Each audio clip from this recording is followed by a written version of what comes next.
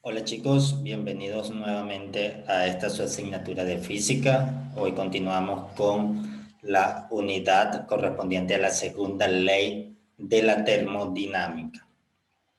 Sí, ya en las clases anteriores vimos dirección de procesos, de los procesos termodinámicos, vimos los postulados de la segunda ley de la termodinámica y también vimos lo que era la máquina térmica y la máquina refrigerante y donde pudimos aplicar los conceptos de la segunda ley de la termodinámica y la primera ley de la termodinámica a este tipo de maquinaria. El día de hoy vamos a ver, como el syllabus lo tiene estipulado, el ciclo de Carnot. ¿Sí? Vamos a ver qué es el ciclo de Carnot y vamos a resolver problemas sobre el ciclo de Carnot. Entonces, la clase de hoy se trata sobre el ciclo de Carnot y el objetivo es comprender el ciclo de Carnot en los procesos termodinámicos. Ahora, en resumen, porque ya esto ustedes lo tienen en los contenidos que yo les he dejado. Entonces, ¿qué es el ciclo de Carnot? El ciclo de Carnot es un proceso termodinámico, ¿sí? Que se da de una manera particular. Es un proceso cíclico que es reversible, es decir, pasa algo y regresa, ¿sí? Algo comienza en un estado inicial y regresa a este estado inicial.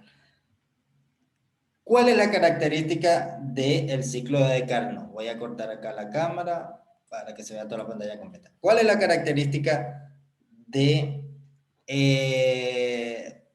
el ciclo de Carnot? El ciclo de Carnot cumple con dos cosas. Tiene dos transformaciones que son isotérmicas y dos transformaciones que son adiabáticas. ¿Sí? Comienza en el punto A, va a un punto B, perdón, a un punto B, perdón, ahí no es el punto B,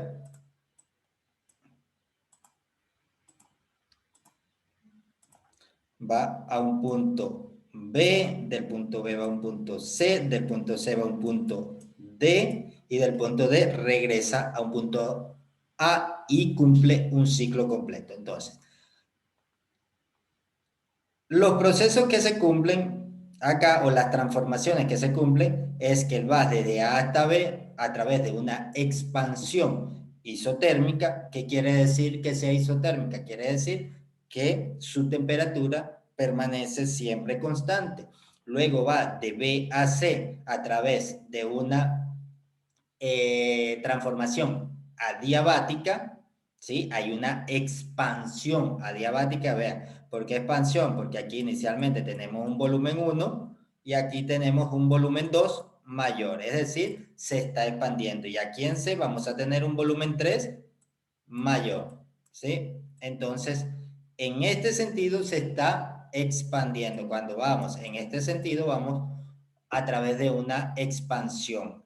La primera transformación es isotérmica, la temperatura permanece constante. La segunda transformación o la segunda expansión es adiabática, ¿sí? ¿Qué quiere decir que sea adiabática? Que no hay intercambio de calor con el entorno. Y luego viene dos compresiones. Una compresión que es isotérmica, ¿sí? ¿Qué quiere decir? Que cuando se comprime la temperatura no cambia y luego una compresión para llegar hasta el punto inicial adiabática. ¿Qué quiere decir? Que en esa compresión no va a haber intercambio de calor con el medio. Y eso es básicamente el ciclo de Carnot. Entonces, sabiendo esto, nosotros podemos utilizar las ecuaciones vistas en termodinámica y aplicarlo a las máquinas que usan este ciclo. Básicamente una máquina térmica, que vimos la clase pasada, que es una máquina que usa calor, ¿sí? Absorbe calor de una fuente caliente, produce un trabajo y libera calor hacia una fuente fría. Entonces, una máquina térmica, ¿sí? Puede usar el ciclo de Carnot o usar el ciclo de Carnot para desarrollar o hacer la función para la cual está diseñada. Entonces, veamos un ejemplo, un ejercicio para entender y saber cómo podemos aplicar estos conocimientos. Tenemos este primer ejercicio que nos dice, una máquina térmica que opera entre 200 grados Celsius y 80 grados Celsius logra un 20% de la máxima eficiencia posible. ¿Qué energía de entrada hará posible que la máquina realice 10 kilojoules de energía? Entonces, veamos. Tenemos una máquina térmica que opera entre estas temperaturas, es decir, sube a 200, baja a 80, sube a 200, baja a 80. Entonces, esas son las temperaturas en las que nos vamos a mover. Y dice que logra el 20% de la máxima eficiencia posible. Es decir, esta máquina térmica tiene una eficiencia posible, una máxima eficiencia posible. ¿Sí? Que todos sabemos que no llega a 1 porque la eficiencia nunca es 1, al menos que sea una máquina ideal, pero la máquina ideal no existe. Entonces, esta máquina térmica va a generar una máxima eficiencia. Entonces, cuando opera en este rango de temperatura, logra un 20% de la máxima eficiencia posible de esa máquina. Entonces, ¿cuánta energía yo tengo que introducir a esta máquina? Es decir, desde la fuente caliente, ¿cuánto calor le debo dar a esta máquina? Le debo suministrar a esta máquina para que al lograr el 20% máximo, el 20% de la máxima eficiencia posible, logre hacer un trabajo de 10 kilojoules. Entonces, ese es básicamente el problema. Entonces, ¿qué debemos hacer? Bueno, si nosotros tenemos que la máquina logra un 20% o un 20% de la máxima eficiencia posible, ¿qué tenemos que hacer? Bueno, calculamos la máxima eficiencia posible, ¿sí? Y a esa máxima eficiencia posible le sacamos un 20%. Entonces ya tendríamos la eficiencia, ¿sí? De el ciclo de Carnot.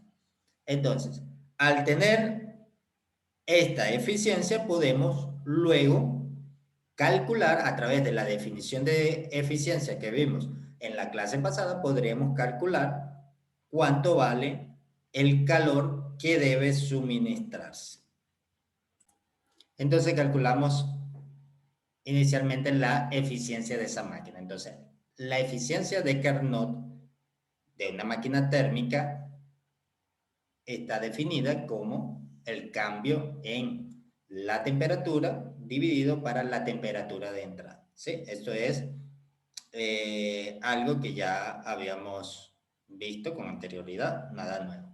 Entonces, tenemos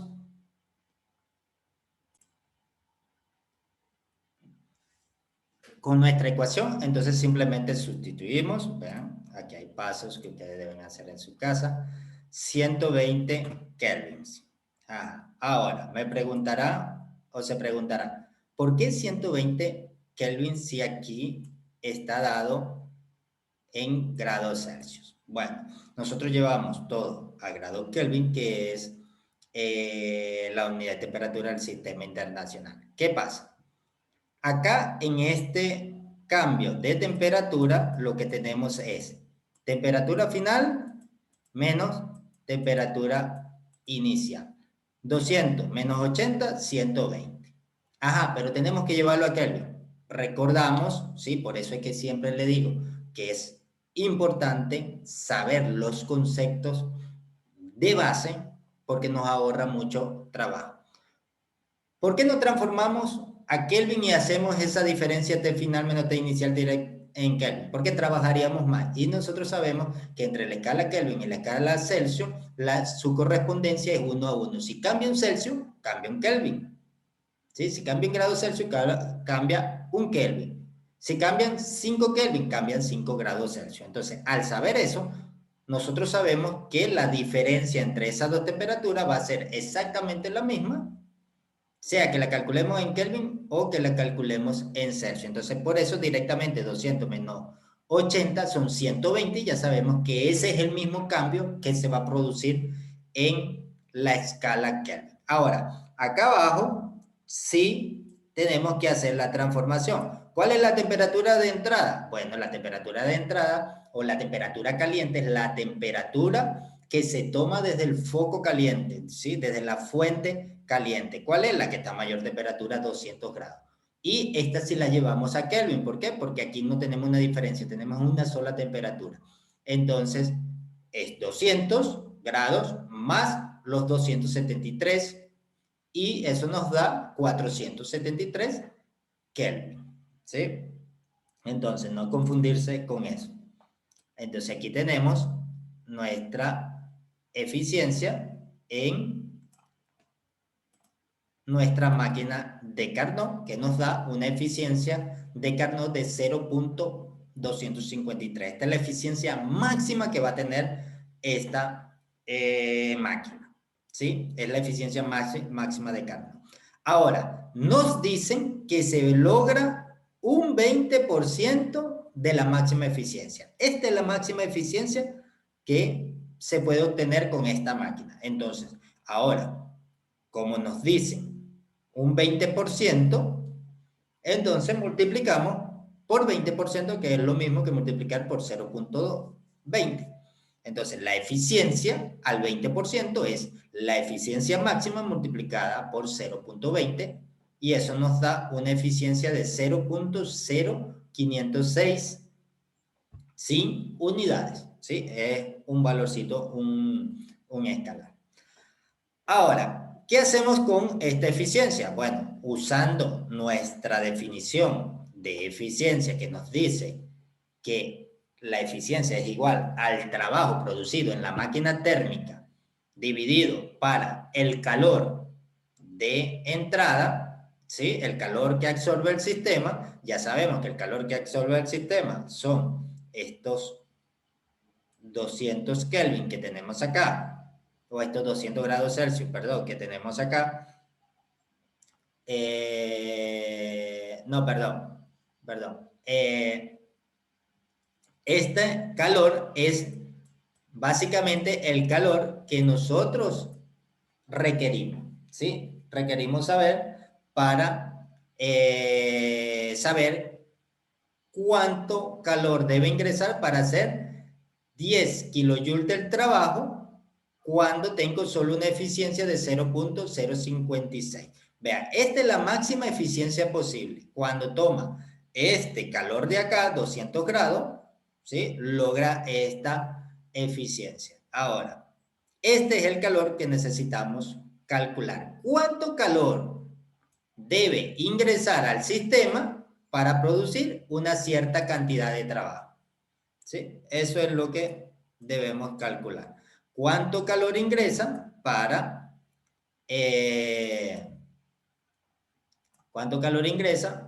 producir 10 kilojoules de trabajo? Entonces, como ya sabemos cuánto vale la eficiencia, ¿sí? Al 20%, entonces al 20% de esa eficiencia, de la eficiencia de la máquina, ¿cuánto calor debe haber para producir 10 kilogramos? Entonces simplemente despejamos ya.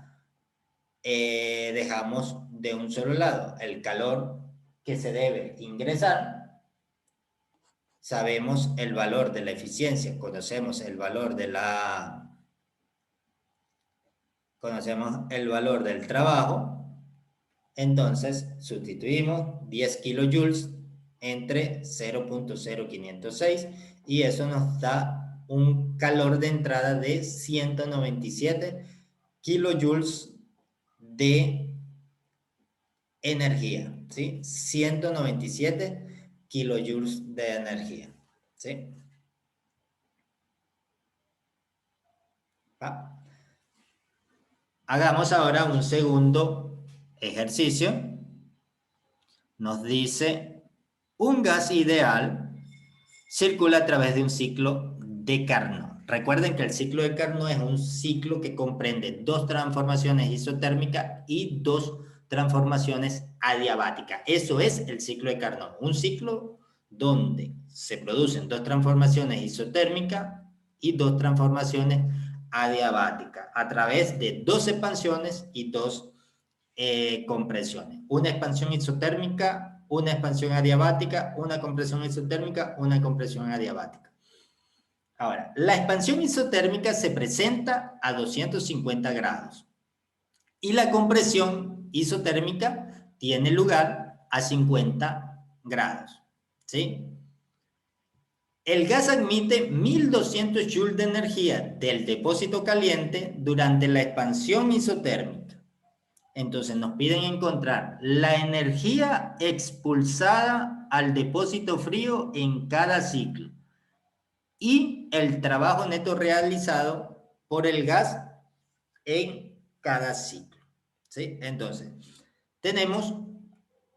sabemos que tenemos una transformación isotérmica en expansión y una transformación isotérmica en compresión. ¿Qué quiere decir que sea isotérmica? Que su temperatura no aumenta ni disminuye, sino que se mantiene constante durante ese proceso. Entonces decimos, nuestra expansión isotérmica se produce cuando tenemos una temperatura caliente de 523 joules.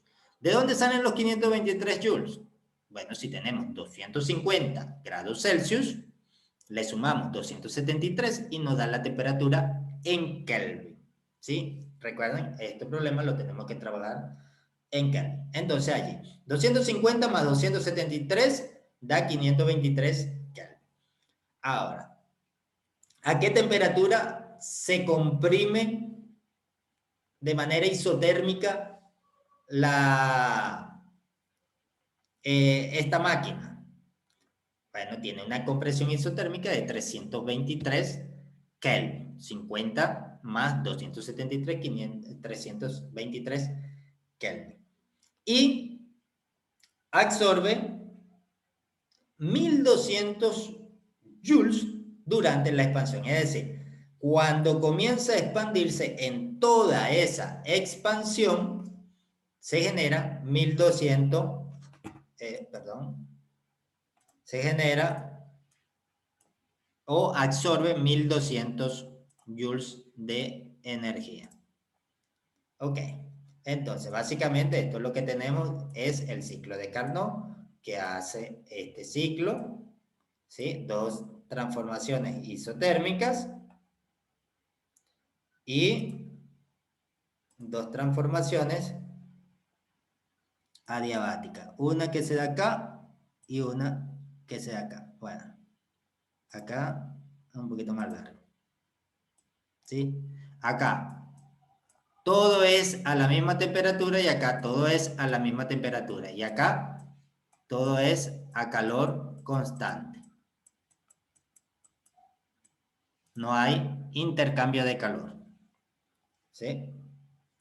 Mejor dicho, no hay intercambio de calor con el entorno. Entonces, recuerden siempre ese ciclo de Carnot, el ciclo que se produce. Ahora, vamos a comenzar a resolver la parte A, que nos dice la energía expulsada al depósito frío. Entonces, nosotros sabemos que la energía hacia el depósito frío la podemos obtener al multiplicar la energía del depósito caliente, el calor del depósito caliente, que multiplica a la temperatura del depósito caliente, dividido para la temperatura del depósito frío, dividido para la temperatura del depósito caliente. Sustituimos nuestros datos, tenemos la cantidad de energía absorbida, el calor caliente, el calor que absorbe de la fuente caliente, y tenemos acá la temperatura en la compresión dividido para la temperatura en la expansión. ¿Sí? Y eso nos da cuánto calor se expulsa al depósito frío. Ahora tenemos la parte B que nos habla del trabajo. Necesitamos saber cuánto trabajo neto es realizado por el gas en cada ciclo. Entonces ya acá es sencillo. Si conocemos el calor que se expulsa hacia el depósito frío y conocemos el calor que es absorbido del depósito caliente, el trabajo no es más que la diferencia entre el calor absorbido menos el calor cedido. Sustituimos 1200 menos los 471 que acabamos de calcular y tenemos que se produce un trabajo de 459 joules de energía. Entonces, en este ciclo de Carnot, donde hay una expansión isotérmica a 523 Kelvin y una compresión isotérmica a 325 Kelvin, en este ciclo, este gas absorbe 1200 joules de energía y produce 459 joules de trabajo y cede al depósito frío una cantidad de 741 joules de energía. Entonces, vean, es sencillo, son las ecuaciones que ya hemos visto y no tiene nada de complicado. Ahora, vamos a ver otro ejercicio donde aplicamos la ley de Carnot o el ciclo de Carnot a cada uno de los procesos que se están realizando. Entonces, tenemos este ejercicio que nos dice, en el punto A, en un ciclo de Carnot, 2.34 moles de un gas ideal monoatómico tiene una presión de 1400 kilopascal, un volumen de 10 litros y una temperatura de 720 Kelvin. ¿Sí? Esas son las condiciones iniciales del problema. El gas se expande isotérmicamente al punto B y luego se expande adiabáticamente al punto C, donde su volumen es de 24 litros.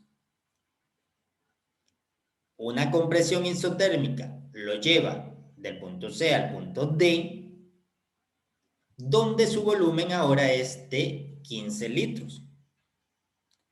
Y luego viene un proceso adiabático que regresa el gas al punto inicial, al punto A.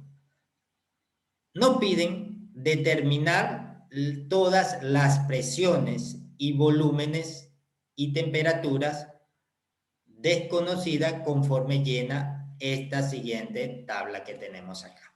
¿Sí? Entonces, estos son los datos que conocemos y nos piden que en cada uno de estos estados termodinámicos, de estos procesos termodinámicos, podamos calcular la presión, el volumen y la temperatura. E ir rellenando nuestra tabla a través de los resultados que vayamos obteniendo. Entonces, básicamente nosotros sabemos que tenemos un ciclo de Carnot y ya conocemos que nuestro ciclo de Carnot es algo como esto. Acá tenemos una expansión adiabática, otra expansión adiabática y tenemos acá esto. Esto es lo que tenemos. Aquí vamos A, B, C, D. De A a B es una expansión isotérmica. De B a C es una expansión adiabática.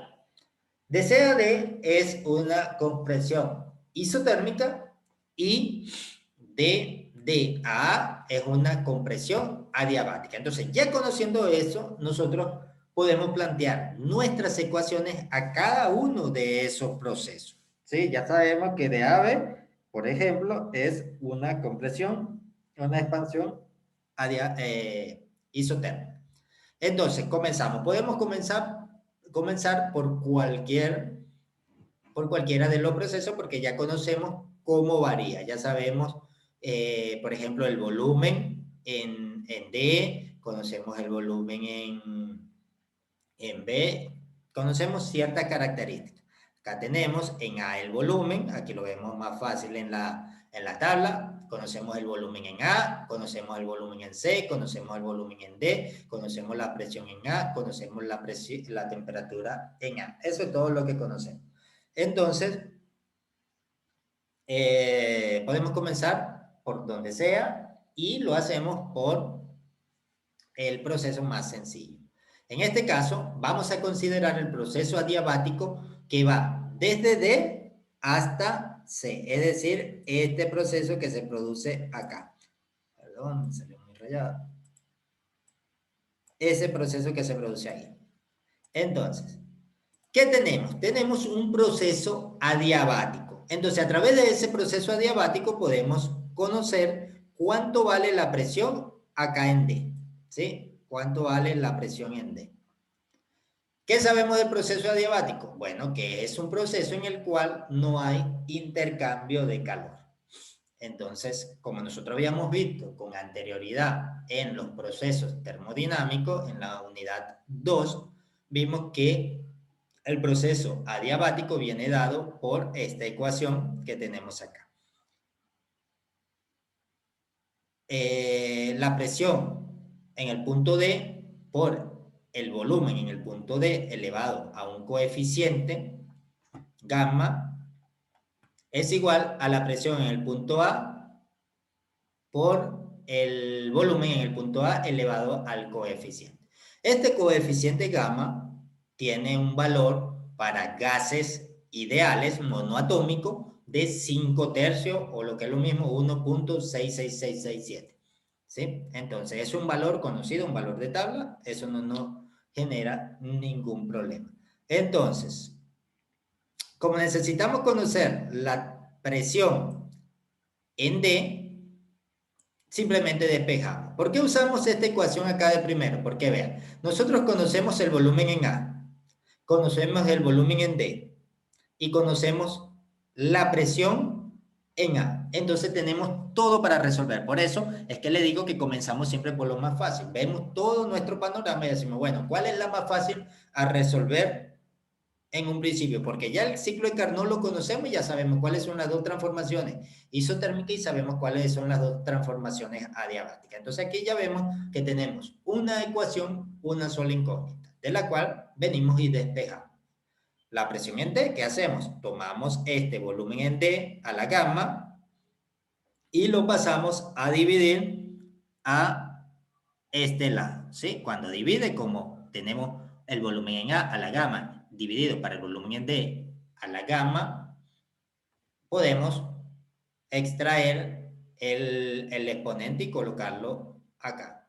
Un solo exponente para una división. Es exactamente lo mismo. Entonces, acá ya conocemos todo. ¿Qué tenemos que hacer? Lo único que podríamos haber dicho, no conocemos el coeficiente, pero esto es un dato de tabla que sabemos que vale 5 tercios, lo que es lo mismo 1.666 hasta el infinito, 7. ¿Sí? Le ponemos un sombrerito aquí. Este es el valor de gamma para un gas ideal monoatómico. Siempre para un gas ideal monoatómico, ese es su valor. Entonces, simplemente sustituimos, tenemos 1400 kilopascal de presión en el punto A, que multiplica a el volumen en A, que es 10 litros, dividido para el volumen en D, que es 15 litros, y todo elevado a 5 tercios.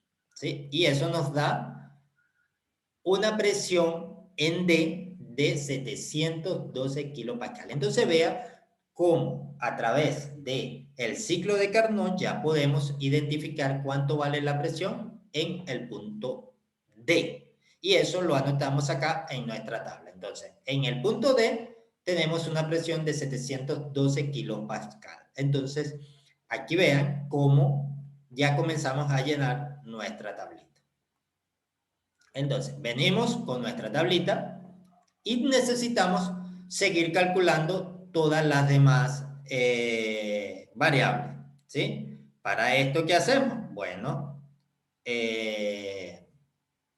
calculamos alguna de la otra. Como ya estábamos trabajando en la expansión adiabática, continuemos trabajando en ese mismo proceso para calcular ahora la temperatura en el punto D. ¿Sí? Consideramos el proceso adiabático de D hasta A y calculamos la temperatura en D. ¿Por qué? Porque la temperatura en A ya la conocemos. ¿Y qué sabemos nosotros? Bueno, nosotros, como estamos trabajando con un gas ideal monoatómico, nosotros conocemos nuestra ecuación de los gases ideales. Y usamos esta ecuación que tenemos acá, la volvemos a considerar. No la copié en la siguiente página, pero en la siguiente diapositiva, pero esta es la que consideramos, ¿sí? Que es la consideración para el proceso adiabático. La presión en D por el volumen en D a la gamma igual a la presión en A por el volumen en A la gamma, ¿sí? Pero ahora consideramos esto es presión en D y esto es presión en A. ¿Y cómo podemos saber nosotros ese valor? A través de nuestra ecuación de los gases ideales. Si vemos acá lo que colocamos adentro, ¿sí? Si nosotros nos fijamos en esta ecuación, aquí no tenemos la temperatura por ningún lado. Entonces tenemos que introducir un término con la temperatura. ¿Cómo introducimos ese término con la temperatura? Bueno, si esto es presión en D, nosotros sabemos que la presión en D por el volumen en D es igual a ¿quién? A N, R, T en D. ¿Sí? Nuestra ley de los gases ideales. Y acá tenemos exactamente lo mismo. Acá tenemos exactamente lo mismo. La presión en A es igual, la presión en A multiplicado por el volumen en A es igual a NR temperatura en A. Y ya vean, la temperatura en A nosotros la conocemos, la tenemos acá. La temperatura en D nosotros no la conocemos, ¿sí? Es lo que necesitamos calcular. El volumen en D lo tenemos. El volumen en A lo tenemos. ¿Sí? Volumen en D lo tenemos, los volumen en A lo tenemos. Entonces, ¿qué hacemos de acá? Despejamos presión, que es en realidad este valor, y lo sustituimos y nos queda este valorcito de acá adentro. La presión, si pasamos B a dividir, queda nRT en A dividido para el volumen en A. Y de este lado nos queda que la presión es igual a nRT en D dividido para el volumen en D. Entonces de allí sale esa ecuación. Entonces, de todas maneras, ustedes son estudiantes avanzados, saben muy bien despejar y obtener una ecuación a partir de otra. Entonces, déjenme borrar todo esto para que no se vea tan feo. Ok. Ahora, ¿qué tenemos acá? Tenemos NR, que es constante, el número de moles por la constante de los gases ideales. Como la tenemos multiplicando a ambos lados de la igualdad, entonces simplemente se va a cancelar y nos va a quedar que la temperatura en D dividido para el volumen en D multiplicado por el volumen en D a la gamma va a ser igual a la temperatura en A dividido para el volumen en A multiplicado por el volumen en A la gamma. Acá, si nosotros vemos, tenemos una división con la misma base, ¿sí? Entonces nosotros podemos escribirlo esto como B, el volumen en B, el volumen en D a la gamma menos 1. Y acá el volumen en D a la gamma en A a la gamma menos 1, ¿sí? Es leyes de la potenciación simplemente. Entonces, y al despejar el volumen en T, pasamos el volumen la temperatura en D, pasamos el volumen en D a la gamma menos 1 a dividir y nos queda esta expresión que tenemos acá, una expresión de este tipo. ¿Qué nos hace falta? Simplemente sacar la cuenta porque ya tenemos todos los datos, no tenemos que buscar ninguna otra incógnita. Tenemos la temperatura en A, que está acá, tenemos el volumen en A, que está acá, tenemos el volumen en D, que está acá, tenemos gamma, que sabemos que vale 5 tercios, menos 1. 5 tercios menos 1, ¿cuánto da? 2 tercios. Entonces, lo que hacemos es sustituir, déjenme borrar todo esto, sustituimos y obtenemos 720 Kelvin, que multiplica 10 entre 5 a las 2 tercios, y eso nos da una temperatura en el punto D de 549 kelvins. Entonces, al obtener ese valor, lo colocamos en nuestra tablita, porque esa es la idea, llenar la tablita con todos los valores de presión, volumen, temperatura. Ahora, todavía nos falta calcular la presión en B, la presión en C, el volumen en B y la temperatura tanto en B como en C. Entonces, ¿qué hacemos? Ahora vamos a considerar el proceso isotérmico para ir desde C hasta D. ¿Qué pasa en ese proceso isotérmico para ir de C a D? Si es un proceso isotérmico, quiere decir que la temperatura es constante. Es decir, que la temperatura en C va a ser igual ¿a quién? A la temperatura en D. ¿Sí? La temperatura en C va a ser igual a la temperatura en D. Igualmente aquí aplicamos nuestra ecuación de los gases ideales, P por B igual a N R T. Entonces, si estamos en C, es P en C por D en C, ¿sí? Y P en D, B en D igual a N R T en D. Pero como estamos en un proceso isotérmico, la temperatura es exactamente la misma, nos lo dice aquí. La temperatura en C es igual a la temperatura en D. Entonces, como estos dos valores son constantes, todo esto es igual a todo esto, entonces nos queda que PC, que la presión en C por el volumen en C va a ser igual a la presión en D por el volumen en D. ¿Sí? Vean lo importante de nuestra ecuación de los gases ideales que vimos hace unas cuantas clases atrás. Vean, todo lo que uno va viendo lo va utilizando más adelante.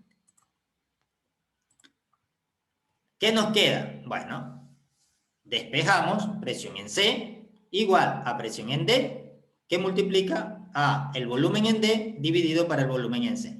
Volumen en D lo conocemos, volumen en D lo conocemos. Volumen en C también lo conocemos, también lo conocemos. La presión en D la conocemos, aquí está la presión en D. ¿Y qué es lo que hace falta calcular?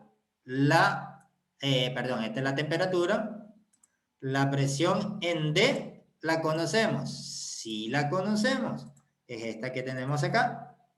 Y nos hace falta calcular en este punto la presión en C, que ya lo tenemos acá despejado. Entonces, como tenemos todos los datos, simplemente sustituimos, vean, la presión en D la podemos escribir como presión en A por el volumen en A. Esto es la ecuación que vimos anteriormente. Vean cuando, déjenme ir hacia atrás.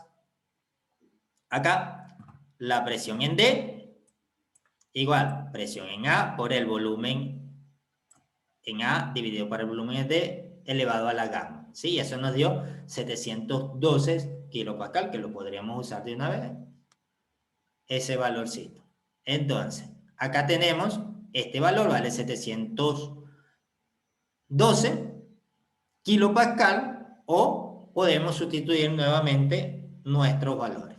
Entonces, si resolvemos esto, nos queda que la presión en C es igual a presión en A por el volumen en A a la gamma, dividido para el volumen en C por el volumen en D a la gamma, ¿sí?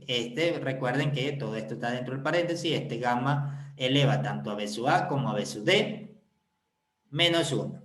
¿Sí? Y aquí ya tenemos todos los datos, lo que hacemos es sustituir. Nos queda que la presión en C va a ser igual a 1400 kilopascal multiplicado por 10 litros elevado a la 5 tercios y todo dividido para 24 litros que multiplica 15 litros elevado a la 2 tercios. Y eso nos da un valor de presión en C de 445 kilopascal. Y ese valorcito venimos y lo sustituimos en nuestra tabla. Entonces vean cómo ya vamos rellenando toda nuestra tablita. 445 kilopascal. Ahora nos hace falta menos datos y venimos a resolver lo que nos hace falta. Entonces, ahora vamos a considerar el proceso adiabático para ir de B a C. Entonces, nosotros tenemos que en ese proceso adiabático nos va a quedar esta ecuación que es la que ya usamos con anterioridad acá. Vean, ¿sí? La presión en C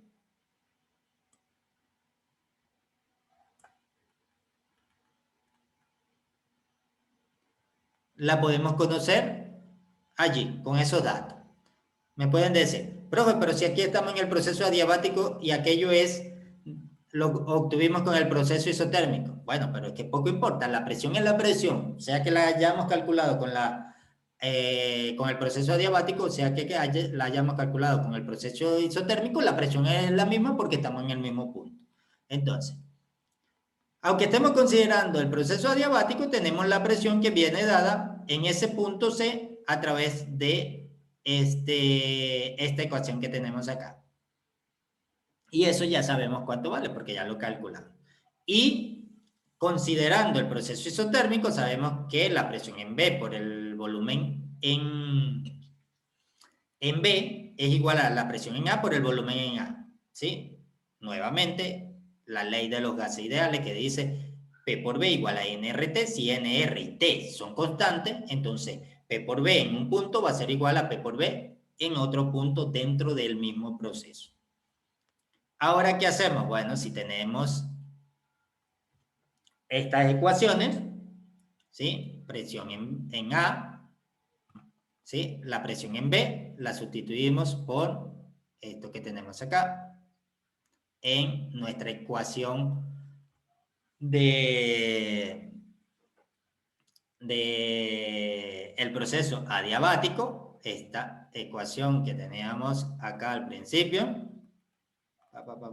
acá, esta ecuación. ¿Por qué la podemos sustituir aquí si estamos en el proceso isotérmico? Bueno, porque son las mismas variables y valen lo mismo en el mismo punto. Entonces, si la tenemos de esta manera, y ahora estamos considerando este proceso adiabático, precisamente, a ver, este proceso adiabático que tenemos acá, obtuvimos el valor para la presión que viene dado por esta expresión. Entonces, de acá obtenemos la presión en B, la sustituimos en nuestro proceso adiabático. Vean que lo tenemos acá, P en B. La presión en B es todo esto. ¿Conocemos el volumen en A? Sí. ¿Conocemos la presión en A? Sí. Vean, esto lo hacemos de manera de llevar nuestra ecuación, donde tenemos varias incógnitas, a nuestra ecuación donde tengamos el mayor número de las variables conocidas. Y PC, ¿cuánto vale PC? PC vale todo esto, que lo sustituimos acá. Aquí lo tenemos por BC en gamma. ¿Sí? Todos los datos ahora los obtenemos. ¿Sí? Simplemente acá tenemos que hacer una simplificación. Y listo. Acá simplificamos, por ejemplo, este valor con este valor. Aquí tenemos B en gamma, se van a cancelar los gamma y nos va a quedar que el volumen en B es igual a B al volumen en A por el volumen en C dividido para el volumen en D. Y listo, así de fácil. Entonces, cuando nosotros cancelamos acá estas presiones, ¿sí? Entonces nos queda un gamma, que podemos sacar raíz de gamma a ambos lados y eliminamos ese valor de gamma. ¿Sí? Aquí nos queda gamma menos 1 y listo. Entonces, este proceso se lo dejo para que ustedes lo hagan como tarea, pasar de acá hasta acá. ¿Sí? Es un procedimiento matemático sencillo y aquí cancelamos todo, pasamos B en A dividir, nos queda B sub A a la gamma entre B sub A, queda B sub A a la gamma menos 1 y así con todo. En todos los términos de volumen nos va a quedar elevado a la gamma menos 1, donde podemos sacar a ambos lados de la ecuación raíz de gamma menos 1 y nos quedan los volúmenes directos. Entonces, acá simplemente sustituimos 10 litros por 24 litros dividido para 15 litros y nos da un volumen de 16 litros. Entonces, el volumen en B es igual a 16 litros. Entonces, vean, tenemos todos los volúmenes acá ya obtenidos. Entonces, ¿qué nos hacen falta? 2 temperaturas y una presión. Entonces, finalmente podemos calcular la presión en B, que la tenemos acá.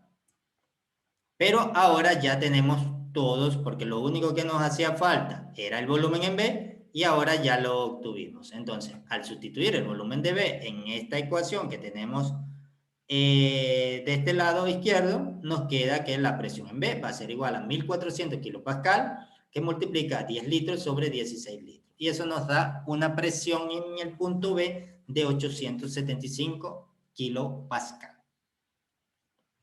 Y lo sustituimos. Ahora, nos hace falta 2 temperaturas, pero ya no tenemos necesidad de sacar más cuentas. ¿Por qué? Porque si nosotros hemos estudiado bien la teoría y comprendemos la teoría, nosotros sabemos que de B a A, el problema nos dice que tenemos una expansión isotérmica.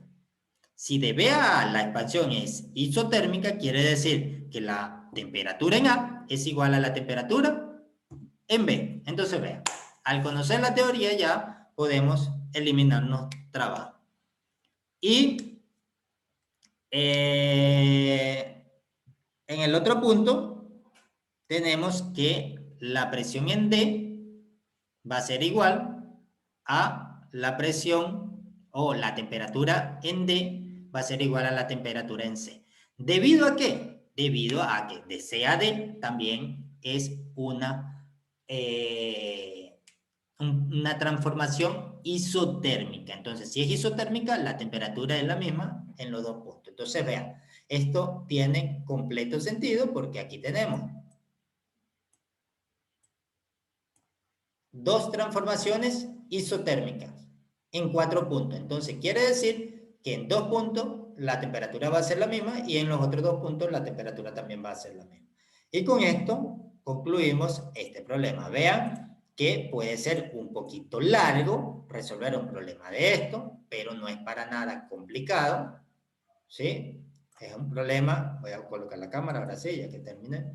Es un problema sencillo, pero hay que ir poco a poco y sustituir una ecuación en la otra. Entonces vamos planteando nuestra solución por partes. Vamos resolviendo, consiguiendo el valor de las incógnitas en cada uno de los procesos. No es agarrar y hacer una ecuación general de todos los procesos mezclados. No, vamos paso a paso. Proceso isotérmico, proceso adiabático, proceso isotérmico, proceso adiabático. Vamos paso a paso. ¿Por cuál proceso comenzamos? Por el que sea más sencillo. Vemos qué datos tenemos y vemos cuál de esos procesos es el más fácil para calcular una incógnita, que luego la vamos a usar en el otro proceso para calcular otra incógnita y así ir resolviendo nuestro problema de la manera más fácil. Bueno, chicos, me despido de ustedes con este último ejercicio. No sin antes recordarles, como siempre, me encuentro a su entera disposición para aclarar cualquier duda que ustedes tengan. Solo deben contactarme, agendar una tutoría y con mucho gusto le aclaro cualquier duda que se le presente con los contenidos de esta unidad. Bueno, chicos, chao, chao, hasta la próxima clase.